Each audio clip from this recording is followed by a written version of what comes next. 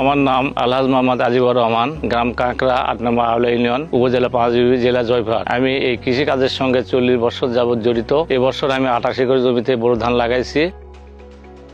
আমার এক বন্ধুর মাধ্যমে বায়ার কোম্পানির সেমিনারে গেছিলাম, সেখানে জানতে পারি মাজরা পোকা সম্পর্কে। আমাকে পরামর্শ দেয়, এখন জানতে পারি যে ভাইগো স্প্রে করলে দীর্ঘমেয়াদী এবং মাজরা পোকা থাকবে না।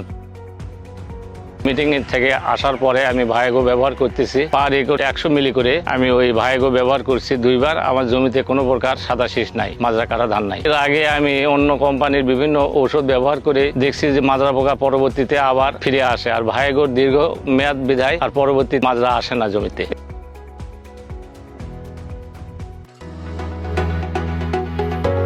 ভায়োগো, ফসলের পাহারাদার।